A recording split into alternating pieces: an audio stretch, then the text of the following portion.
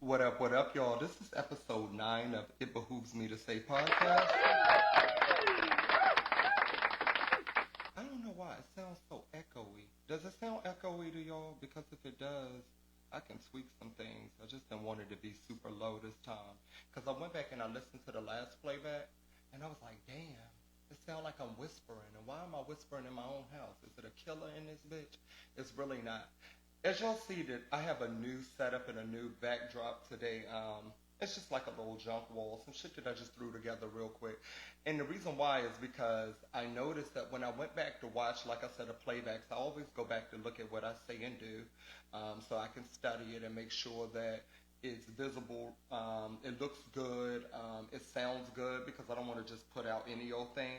And I noticed that it was dark in that corner, and I got that corner specifically built in the home just to do like podcasting and green screening and stuff, but I've noticed that it doesn't bear as much light, and I needed light. I want people to be able to see. Now, do I love the pictures that were hanging up behind me, like the guitar and stuff? Yes, I do, but I didn't want to switch those because it looks so perfect in that small corner. It's meant for it.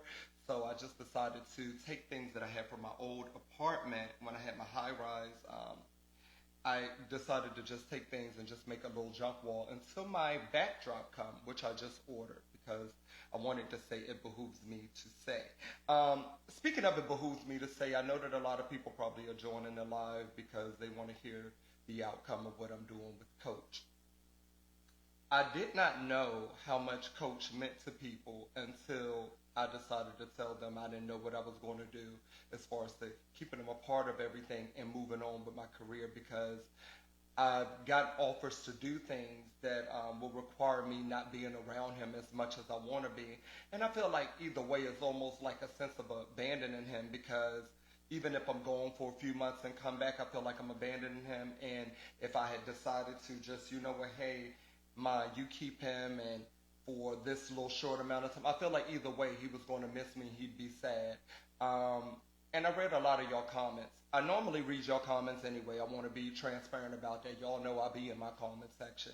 I'm going to comment back to you whether it's good, bad, ugly, or in between. I don't mind meeting nobody where they stand. But this time, even the bad comments were out of your concern and your love for Coach. It was like, bitch, if you ditch Coach, I'm ditching you. And normally when somebody threatened to, unfollow me or block me or something like that, I'd be like, let me beat them to the punch. But I couldn't even do that because I realized that, two things can be right at the same time. This person is just saying this because they're upset about a decision I haven't even made. And also, I do feel some type of way sometimes because I do feel like that this decision is harder on me than it is on anybody. It's probably the hardest decision I've ever had to make, because I'm in between a rock and a hard place. It's like, damn if I do, damn if I don't. But when something like a dog or your cat or whatever it may be, your plants, something that you've watered and fed and watched grow, they become a part of your life and they become, a part of your livelihood. I couldn't imagine going on through with life and not having Coach by my side. So trust me, I'm going to do whatever I can do to make sure that everything works itself out, because I'm upset about it. I really, really am. It saddened me. It has weighed on me for like the last 2-3 months because I've known this for at least over 60 days. I wasn't going to say anything to y'all, but I had a long conversation with my mother. I was like, Ma, I must tell them because a lot of people have followed me just because of the Pup Cup saga. So I feel like I do owe it to y'all, where people were telling me, darn, you don't owe nobody an explanation. Oh, but I do. A lot of people start following just because they have a dog and they see the love I have for my dog. And this doesn't take away the love I have for Coach. I have so much love for him that I feel like I said, damn if I do, damn if I don't, he's going to miss me regardless. Now, I can say this. I was talking to some people that are hiring me for the next project, and they were like, a lot of people bring their dogs to set. Now, y'all know my dog. Y'all know Coach. So y'all seen him on live. Y'all have seen him just in like my everyday humdrum day. Y'all know how hard-headed he is. When I say I'm going to bring a dog to set, Coach is no Lassie or Beethoven. Trust me. Coach is more of a Cujo. You know what I mean? Gonna do what he want, but still try to help you out. He is no C-spot run. He is trained, but he's trained to do whatever the fuck he want to do. And I think that people don't understand that. So when they're saying, oh, he can travel with you, baby, coach will wow somebody's life in the airport. I'm thinking about just getting through TSA alone. He's going to be jumping over, trying to see what your baby doing in the stroller, smelling all around your backpack if you got snacks, running all past the Mrs. Ann pretzel stand. You don't know him the way I do. And I'm not making excuses. It's just that I know my dog. This has been my baby for 3 years. I've had him since he was 5.5 weeks. Too young to even come home. So I know him. He doesn't listen to me, so I know he's not going to listen to TSA. And now we're on a flight for 5.5 hours, and you're telling me to stay at row B6 while coach is all the way in F-23. He's in the nosebleeds of the plane. I done took a nap, and my dog is back there with some other Southwest employee. Now I'm being rolled up, and I'm kicked off Southwest. What y'all gonna do when I can't fucking fly? Now I gotta drive to the West Coast. I'm not making excuses. I see a lot of laughing emojis, but I know my baby.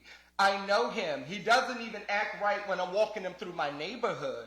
I be so afraid every time I'm walking my dog past somebody else's dog because I know coach gonna stop and run back and forth. He wants to play. He is a bully breed, and that's why they get a lot of bad reputation, because some people mistake their playfulness as aggressiveness, especially when you're a person who has a mild-tempered dog. And I've been listening to a lot of people and looking at your comments, and then I go right to your page, and you got a fucking Chihuahua. Like, ma'am, it's not the same. They're not even the same breed. Like, coach will wear your Chihuahua out. And I'm not talking aggressively, just like playing with him. By the time he'd have flipped your dog over 3-4 times, you'd be like, darn, when are you and Mr. Coach going back home? But you don't know my baby. You don't know my baby. My dog is the same dog that is banned from PetSmart. And I went to back at PetSmart because I felt like they were being racist because he was a bully breed. It wasn't even because I'm black. It wasn't even because I'm black. It's just that they were like, no, he's too playful. He doesn't listen to us. And now I'm in the background like, coach, please sit down. Please, coach. I'm looking like that parent who come to school ready to go to bat for her child when your child is the fucking problem. My dog is the problem. My dog was the problem. So I'm like, no, you're comparing my bully breed mix to your Saint Bernard. Like, bitch, that's Beethoven you're raising. Of course he's going to stop. I tell coach to stop. He go, jump up, lick me, go and smell someone's flowers, piss in their flowers. Mind you, every other house in my neighborhood has a no urine in my flower sign. And coach goes right to those signs. So it's not the same when people are like, oh, but take him with you. Oh, bitch, he's not your poodle. Coach is not a show dog. He's more of a dog that puts on a show. And here come people like, oh, he's just a baby. No, girl, he's 3. He's 21 in dog years. That means he's old enough to drink, but risky enough not to think.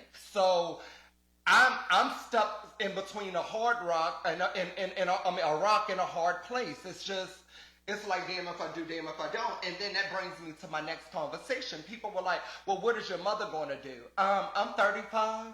My mother is 55, all right?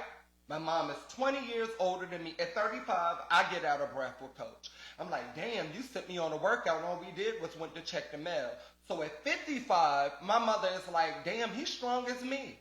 My dog is 60 pounds and he's brolic in the chest. My mom had videos of her from her ring cam, of her walking coach out, and he done jerked her hand for you off the porch. About to throw out that lady rotator cuff. Now she's calling me, cursing me out. Because she loved dogs too, and coach is our family. That's like her grandpa. So those first few weeks to a month, like I said before, we are going to work it out. Promise y'all. I'm going to do everything in my power to keep my baby. But the moment I have to take him to a doggy daycare, and they telling me shit I already know, like, coach gets very excited to go out and pee, or he doesn't mind when the other dogs come out into the playroom. He's jumped all over the dogs. He's humped my leg, all the shit that he gets to do at home. And I know y'all like, darn, he humps your leg. Well, sometimes I have to kick him off. Sometimes I'm so busy watching and looking at my emails and writing back, I forgot that this dog done hump my leg as if I'm in fucking heat. So who am I to tell people that, oh, he doesn't do that at home? And it's like, bitch, yes he do. He didn't just start humping people's legs because he got to a barkyard or a doggy daycare. He does this shit at home. Most of the time your dog do shit times 2 when you are not around. Trust me, I know, because dogs are much like children.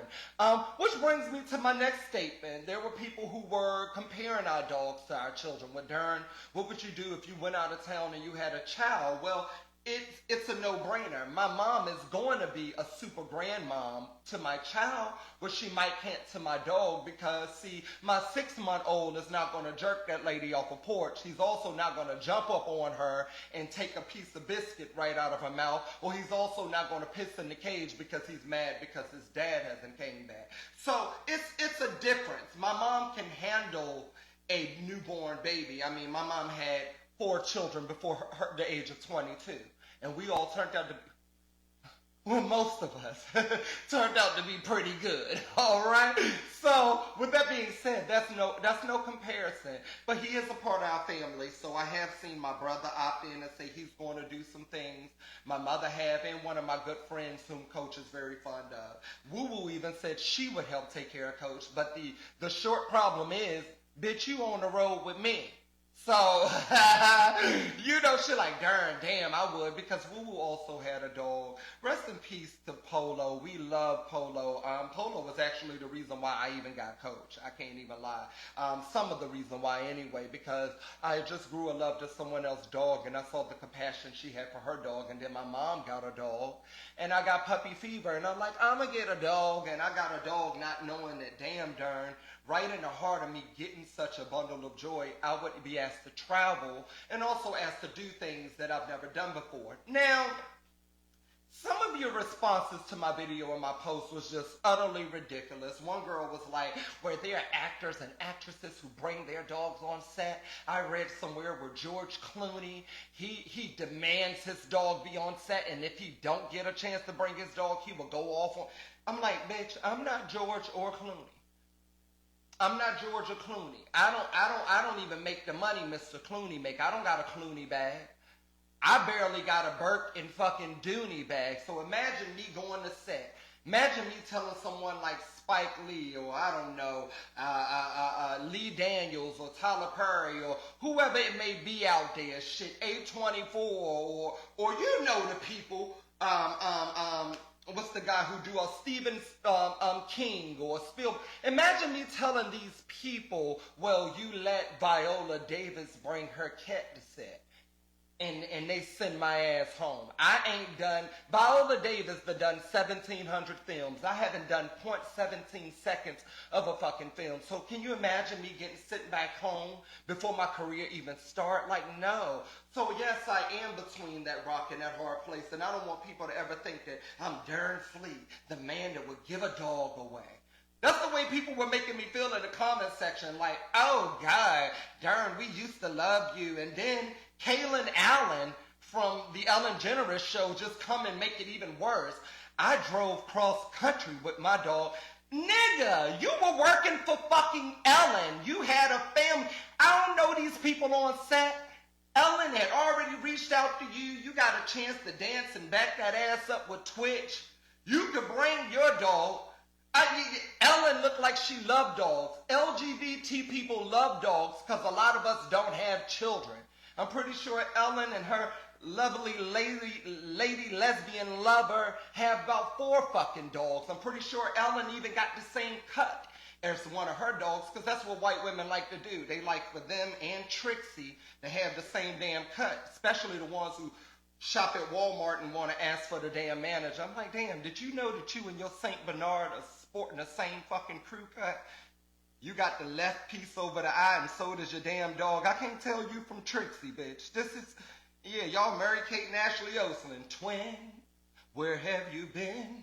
Nobody knows me. And you know, like, he done told y'all that shit. Y'all done jumped in on Kaylin's side. I'm reading the comments. They like, yeah, Kaylin, that's because you a real one. Some people was like, well, you need to help Darren out. Now imagine me telling Kaylin Allen, someone who is 10 times busier than me. I mean, this nigga that did Ellen. I ain't even did Kellen, let alone fucking Ellen. And I'm saying, hey, Kaylin, we know each other via social media. We're two light-skinned sissies on a quest. Do you mind taking my dog home to your home, in which you've hired a nanny for your fucking dog? So, and I know he's gonna be looking at me like, well, darn, why can you do the same shit I done? Once again, Kaylin had a family over there at Ellen.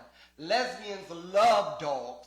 I might be working with some mean-ass director who cannot stand dogs, who actually allergic to it, who might tell me and Coach, turn the fuck around.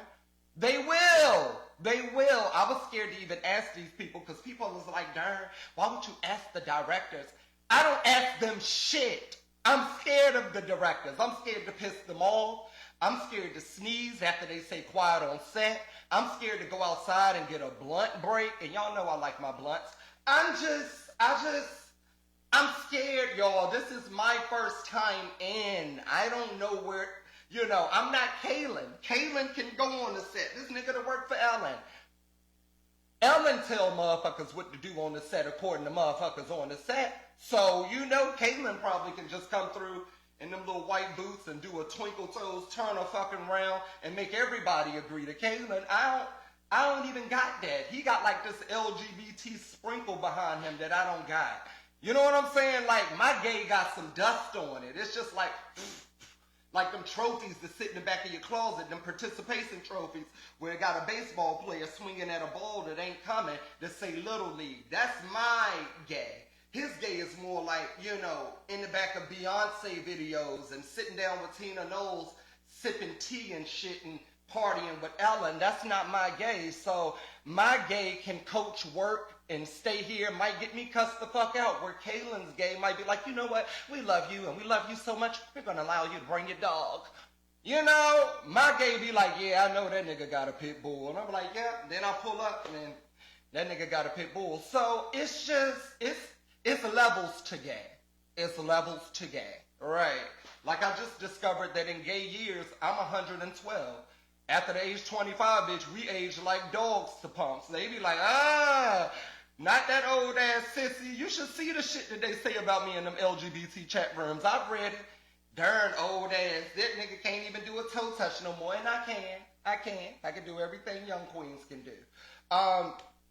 Speaking of young queens, there's been a concern when it comes to R&B music, just getting on something a little lighter and getting off my baby. Like I said, in conclusion, when it comes to me and Coach, I'm going to do what's best for him, and I know that he's going to stay between me, my family, my friend, and right now I'm looking into some doggy daycare because I'm not going to get rid of him, but I just feel like being on the road for that long, I feel like I'm abandoning him.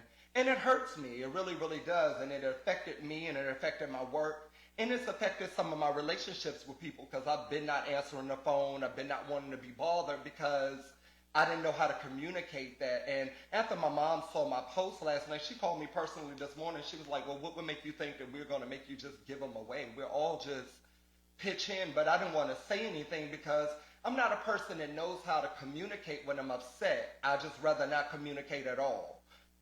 Because I know that out of anger and frustration sometimes you can say things to the people you love that are not so pleasant. And my mom is not a person you can get careless with. She don't give a fuck what your title is. To y'all I might be comedian darn fleet, but to her, you just darn, and you gonna talk like you got some sense to me, especially when I'm helping you. So, I can't just be like, y'all don't help me with shit and hang up. No, that's what...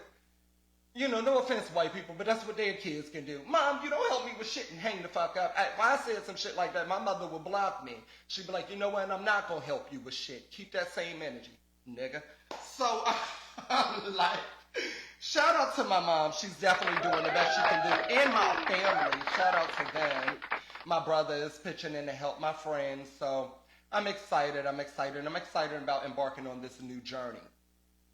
But like I said, moving right along to something a little lighter, people have been complaining about the state of hip-hop music and R&B music lately. They've been saying that hip-hop is taking a backseat due to the females only talking about sex. And the R&B music, a lot of people who do have the talent are not being pushed to the forefront. And I think I know why. I think I know why. I've come to the conclusion that we need those ad-libs in the beginning of songs that we don't have no more. You remember when a Whitney Houston song was about to come on, she'll already be like, you'll know she about to fuck it up. Yeah, ooh, and then next thing you know, you'll get like the beat drop. It's like the prelude before you get to the main course. It's kind of like, when they bring out your entree first, you be like, ooh, a little bread, a little oil, especially when you at one of them restaurants. They give you the French bread with a little dip in oil and butter. And it's just like to get you warmed up for what's to come. They don't do shit like that no more in songs. Now if you listen to an R&B song, the first line be like, niggas ain't shit.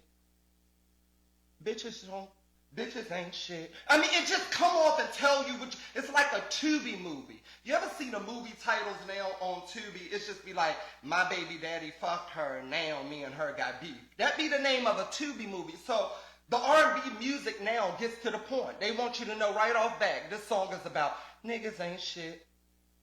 Niggas can't hit. Bitches need to quit. I am so legit. When you be like, okay, let me see what she's talking about. R&B songs don't warm you up no more for what you got to get into. It used to be a time when people be like, my man. And then next thing you know, it'd be a picture of the lady on the front cover. She got on a fur, hugging herself. She looked like she was in love. Today's bitches got on thigh-high boots, lashes, and lace fronts. They don't look like they in love. R&B music used to be about loving a nigga, even when it was a song about breaking up. Even when it's a song like, hey Barbara, this is Shirley, you still can put that song on and make love to your man. Today's songs will make you question your man. Like, it just be like, niggas ain't shit. Niggas need to quit. I got receipts. You was fucking that bitch. You be like, what? This don't make me want to go home and make love to my man. And I think that's what it is. No one put love in music no more. I think what the people do now is they hear a beat. They say, yep, I'm about to write to this beat. At one time, people would hear a beat. They'll go to sleep on it. Patti LaBelle says she cooked yams to her song, You Are My Friend. She went in the kitchen. She listened to the beat for a few days. She made supper. This one bitches made supper. Not ready to go meals. They didn't make a taco kit and just throw on a little rice and beans and take the kids to sleep. No, they made supper. They put some rolls in the oven, from scratch. They made greens. They had yams. They put on a ham. It made you want to write a song. People don't do that shit no more. You don't think SZA put on no greens. SZA don't even look like she can make no greens. I'm not going to say the girl can't cook, but if I had the choice of going to Stephanie Mills' house to have a plate or going to SZA's house to have a fucking plate, I'm going to Stephanie's. Based off the music. Stephanie got a song called When I Think of Home, I think of a place where there's love overflowing. SZA ain't never said no shit like that just made me want to go home. You hear a Stephanie Mills song, that lady said, I feel good all, and you believe that whatever this nigga has done, you and I have what others dream. The bitch is bragging in the song. She's telling her man that not only are we the shit, other people want to be us. We got that Tiana Taylor and Ern Pierre type shit. We got that Viola Davis and her husband. We got that shit when you see Courtney B. Vance and Angela Bassett. When I see the young couples, when I hear a song by, Summer Walker, it make me think of that Krishan Rock and Blueface love, that Whitney and Bobby, that maybe that nigga don't feel right tonight, so I better tread light. I want to fall back in love when I hear an R&B record, and that's what's missing from these songs. We don't have women just walking around a piano singing about her man. Today, you got bitches on a pole, you got hoes and thongs laid out, they shaking their ass, and I'm like, R&B music never really required an ass shake. I remember when songs were about 5-6 minutes, back when they used to do skits on an R&B album. Do you remember an R&B album and it had a skit? They'd say some shit like, I don't know if y'all remember like that TLC album where she was talking to Puff Daddy on the prelude, and Puff Daddy thought he was about to get nasty with her, and then that leads into Red Light Special. You know, it was songs that lead you into that climax that you were looking for. Today's songs don't really do that. So I feel like once they bring the love back in R&B, you'd have a good record. Now, there are some R&B songs where I feel like, they bring in that love to it, like Coco Jones make a lot of that love R&B music, Ari Lennox. But what I've noticed is their songs don't get a lot of airplay because I feel like R&B has been kind of like light-washed over the years. You know what I mean? A lot of the brown-skinned girls are getting, kicked to the back. And this is not just me who's saying that. I feel like a lot of people have noticed that throughout the years. And when I listen to an Ari Lennox album, I hear the love. I heard a song by her, Shea Butter Baby, and it makes you feel like you in love with a brown skin. You know that brown skin man I'm talking about, full of tattoos, his teeth real white because his skin's so dark. Y'all know the ones I'm talking about. That one that Glorilla said she was talking about. A 6'1" trapping ass nigga, real dark skin, white teeth. Those ones, back in the day when it was slavery time, they called them a buck. Ari Lennox was talking about a buck, and she made me think about that time when Erykah Badu used to date Andre 3000. Do y'all remember that Erykah Badu video where we all fell in love with Andre? And I know that y'all remember it because it was that song, we knew that they were dating, but we didn't appreciate Andre for his beauty at the time. I did. I'll never forget, I saw that video one morning. What you gonna do when they come for you? Andre woke up and he was sleeping in some linen pajama pants. That's when you know you just start dating Erykah, because they say once you get with Erykah, you look in her eyes, you would change your fucking clothes. Andre had a new wardrobe after hitting that ass. I don't know what Erykah got between but I do know this much. Erykah will make you do what she said Badu. And I want to get with Erykah too, because Andre never looked so fucking good. She got that man playing flutes on the record lately. So, yeah. And I feel like Ari Lennox bring you back to that. India R.E. used to bring you to that. Y'all remember her song Brown Skin? I used to sing that song as a child because I just thought that they were talking about brown skin. But when I went back to listen to it as an adult, I was like, oh, this bitch is getting her freak on. This lady is getting her freak. That's the detail in R&B music. It's poetry first, where I don't have to come out and say, lick this, touch that, spread this, hit that, choke me out, spank that. That girl said in that song, brown skin, up against my brown skin, I can't tell where yours begin, I can't tell where mine's end. And when I thought about that shit, I said, oh, okay. He knocking that ass back so good that they done made one in that motherfucker. And that's really the definition of twin. Where have you been? Also in that song, that woman says, you make me want a Hershey kiss, yo licorice. If that ain't code for I want to give you some wok 3,000, they didn't come out and say it. Today's R&B music, SZA would say, you know what? He put me on the bed. I gave him some head. He went out and made the bread. You be like, what? Where's the fucking poetry? I want you to leave some to the imagination so I can listen to this with my kids and be like, don't sing that part. You don't know where yours began and I know where mine's. But see, back then, singing it as a child, you could sing along to it because you didn't know what the fuck you were singing. I didn't know that Jill Scott was talking about give it to me. I'm like, okay, because it was so catchy. You know what I mean? Jill Scott got a song called Crown Royal on Ice. When I was younger, I thought that woman was talking about a nice bottle of liquor. That woman saying that you get her so drunk that clothes is already off before you get there. Nigga, I'm tipsy. You know, and we need that in song. Where's the subliminal coding to R&B?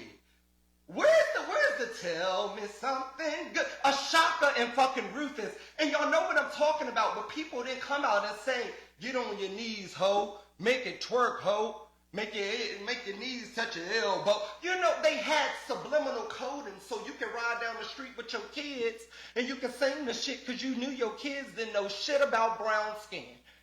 They just know that they black and that's all they need to know. You know, I miss that. I really, really do. I also miss when people called you nicknames in R&B music. You remember?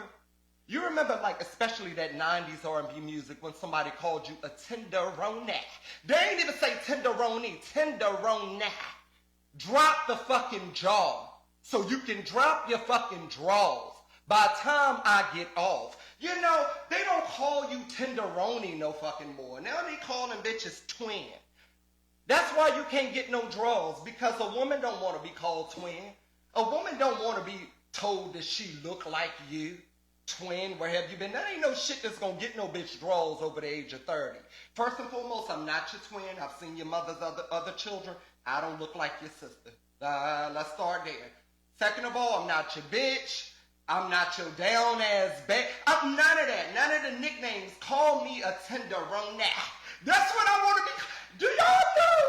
I waited all my fucking life for a nigga to hit me up and be like, you know, you my little tenderoni. Oh my God. Because that would take me back to 1998 music when a nigga picked you up in a sidekick Jeep and you had a little Nissan Sentra and it said beautiful on the back, or on the front of the license plate said playa on his, and you had the dice hanging up in your windshield, and that shit smelled like black ice in your car, and your car smelled like spritz, because you'd have sprayed a whole layer and 2 bottles on that fucking updo, and you was going out to cheat on your man. That's when you could cheat on your man, because you could cheat on your man when you had a fucking updo, because spritz was so strong, it could heal a fella relationship, so you know your damn spiral curls won't go nowhere. You had the bun in the back, French roll in the middle, a few bobbin pins, spiral curls in the front with some baby edges on the side, and you let that man fuck you from sun up to sundown. Got up the next morning, finger fucked your curls a little bit, spray a little more spritz on them and spruce them out.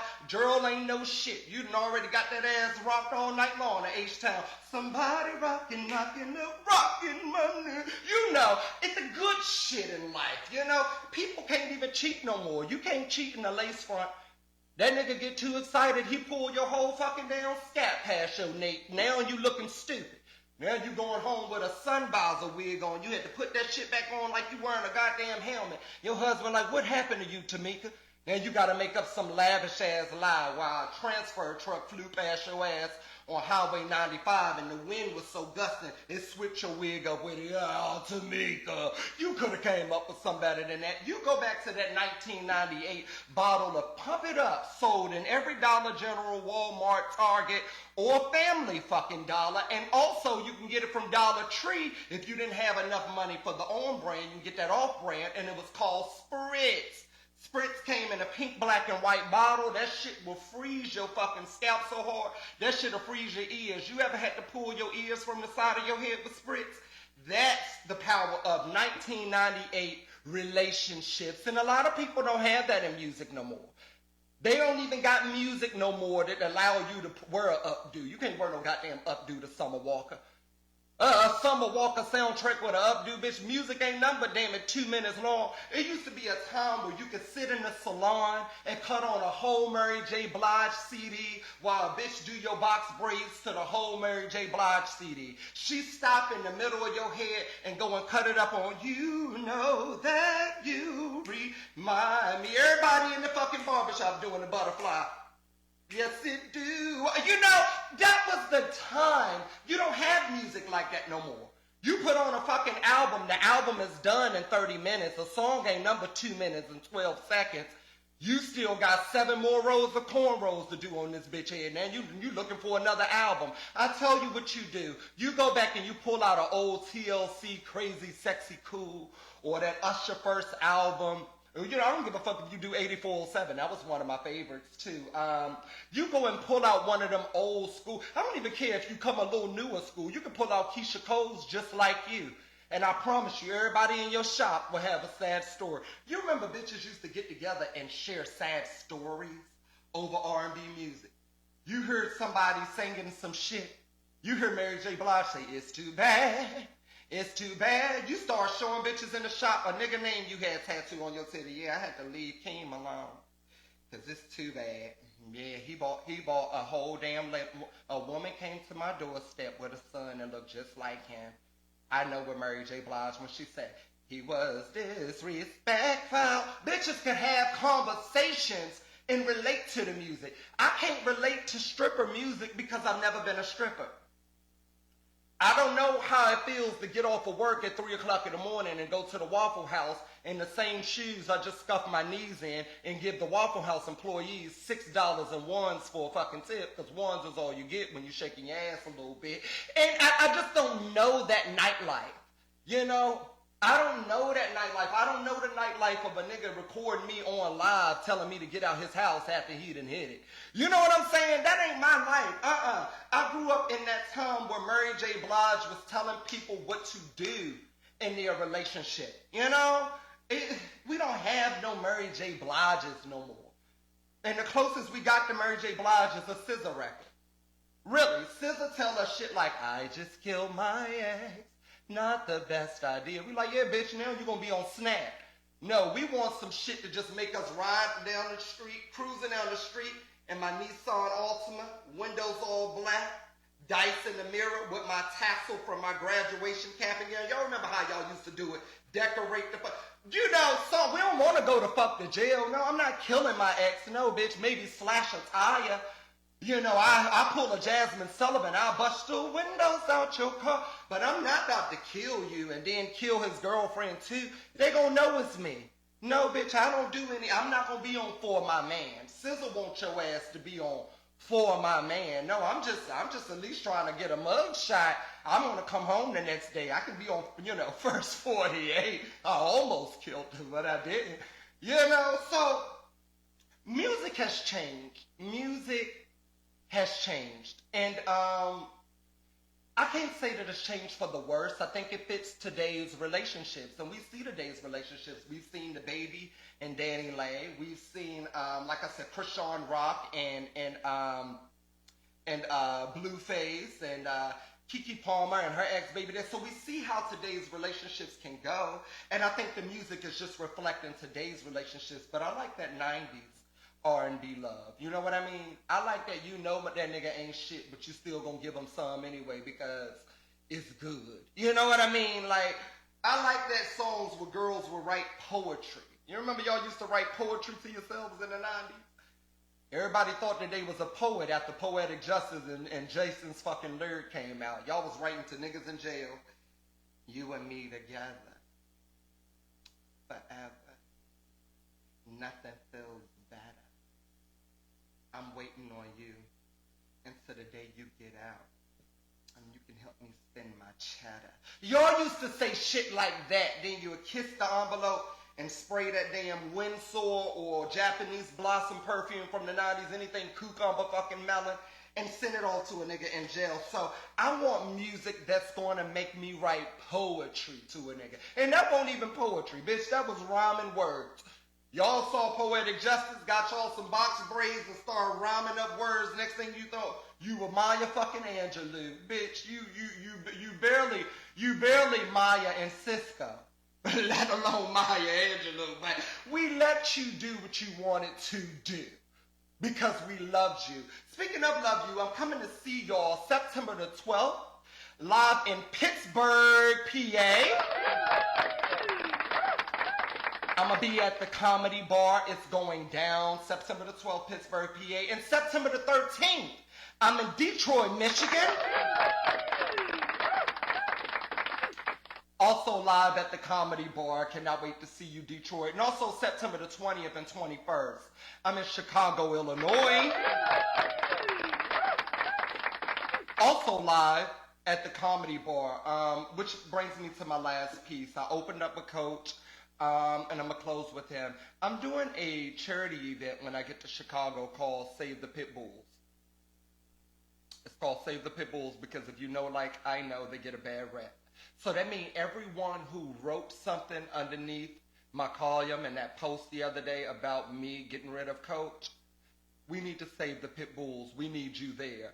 And like I said before, this event is really going to hit home with me because I'm at that crossroad in my life. But I know I'm going to do the right thing because I always do. I love my dog. He's all I got on most days. I mean, God. But he's all I got when I come home some days and just be so thankful. So make sure, guys, that if you are in Chicago, Illinois, that you come out September the 21st for the Save the Pitts. For the Save the Pitts, I wanted to call it a celebration, but it is a celebration, so I'm gonna call it a celebration, but an organization. And also make sure you're there for my 2 headlines on September the 20th. Once again, that's live at Comedy Bar, guys. I'm about to go out and do some things and enjoy my humdrum day. I hope, so do you ever come down to Louisiana? I've been to Louisiana twice. I did Essence Fest last year, so yeah, I've come to Louisiana quite a few times. I've also did Baton Rouge. So yes, to answer your question, and I come all over, but we're about to plan a whole nother tour outside of some other great things that I got going on, and I'm excited about it, and I'm excited about where this journey takes me. I'm excited about comedy, but not excited about this kind of like little dilemma, if you want to call it that I'm having, or this choice that I felt like that I was being forced to make, choosing my livelihood over a loved one, because Coach is a loved one to me, and I feel like I can do both. It's just going to take some thinking, and I know that I will. I love you all for free. God bless you all. Thank you all for watching. And once again, Pittsburgh, PA, Detroit, Michigan, and Chicago, Illinois. I will see you soon. Bye-bye.